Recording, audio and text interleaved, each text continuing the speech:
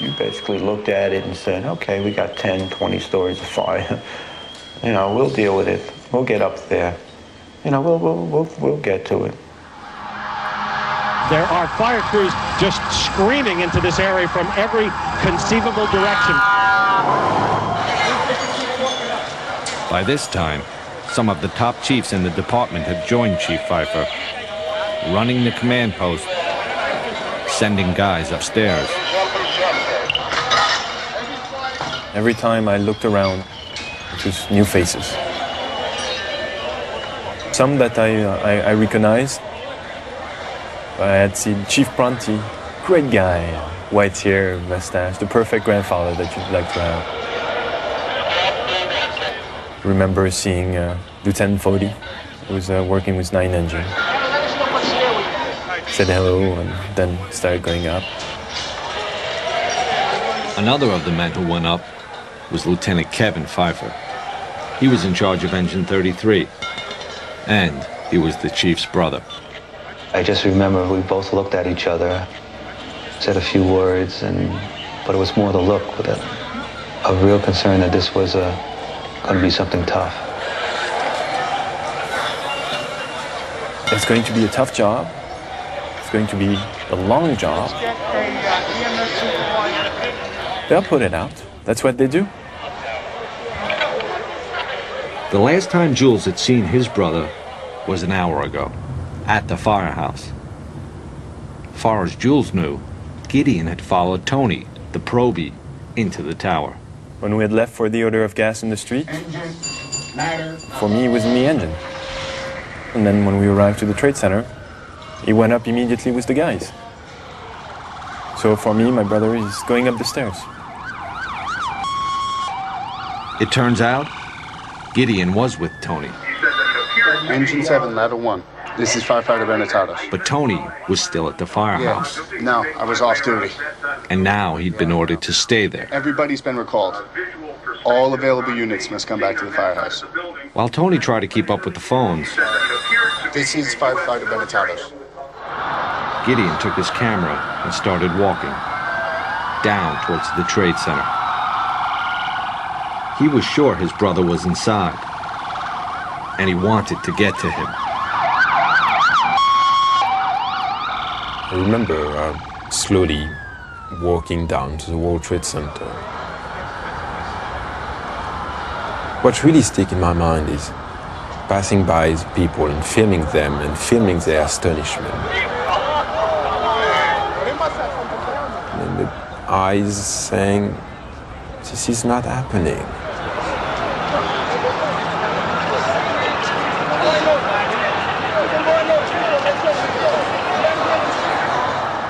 I remember tilting the camera back and forth between the people and the tower in front of me.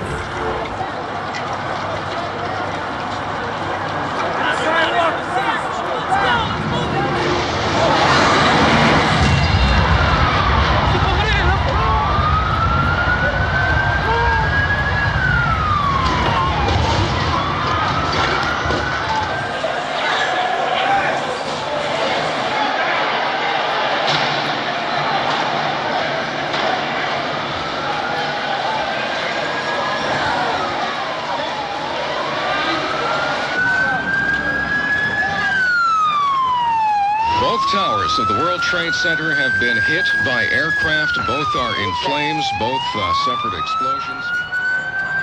There is black smoke coming from both of the towers. It's a horrific scene here. There's debris flying through the air over the East River here into Brooklyn. What appears to be...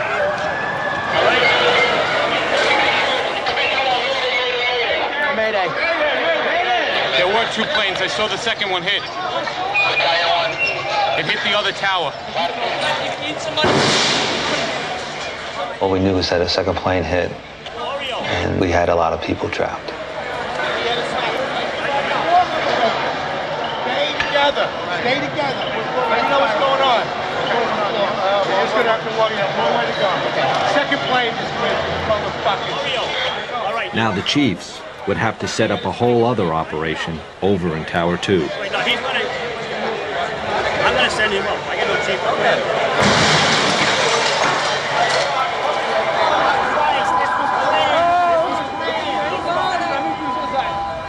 When the second plane hit, that's when we could see fear.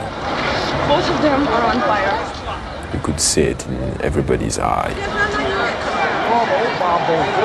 Tell your co-workers to leave. There were people from all over the world in these streets. Different colors, different languages. On those few blocks between the firehouse and the World Trade Center, the entire world was there. Just blow out. Two aircraft. The first one on one World Trade Center. The second one just happened. And they were all looking at the same thing and talking about the same thing and reacting the same way. Is it a plane or what? You saw a plane going? A plane went straight into the building, right there into the side. A plane? Yes. How big is the plane? Yeah. That was a direct hit. Huge one. There were two planes? Yeah. There's two. One in each building. Yeah, I saw the last one. We heard boom in the whole field. What are those people going to do? On the second one? All the elevators are blocked out. Yeah. Well, the staircases must still be, right?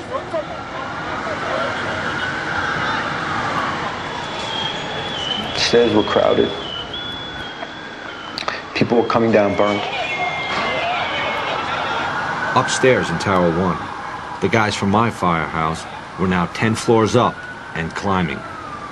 If we did talk, it was to the people coming down, trying to comfort them, tell them it's all right, get out, stay calm. I wound up finding a woman in the C staircase. Her arms were all burned. She was just sitting there, basically in shock.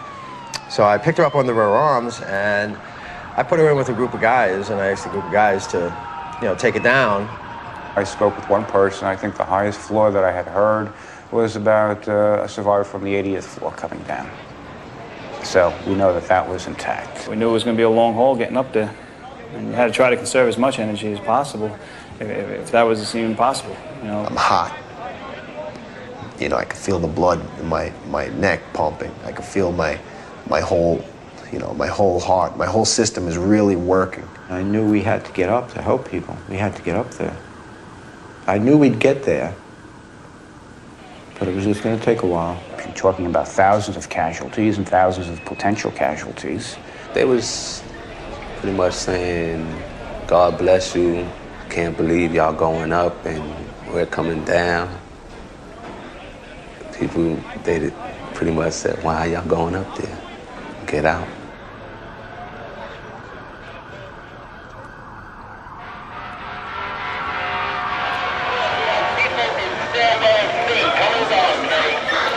Their concern was to get everybody out. That was the key.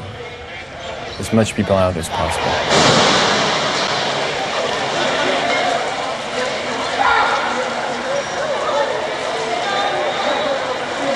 Most of the people in Tower 1 came out on the mezzanine above the lobby. Then they'd get out through another building. All right, I want to use the lobby of 7 as a triage. The chiefs didn't want anyone going through the lobby doors. First, it was because debris was falling outside. Then, it was people falling. You don't see it, but you know where it is. What's that?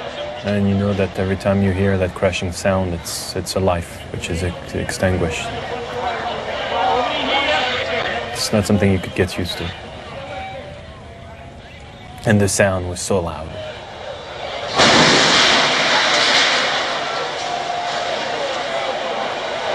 I just remember looking up, thinking, how bad is it up there that the better option is to jump?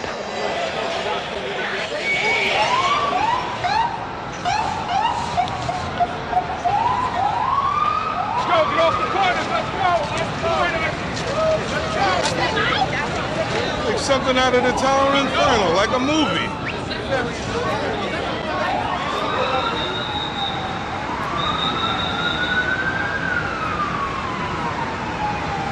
Wins News Time, 9:12, a major disaster in New York City this morning.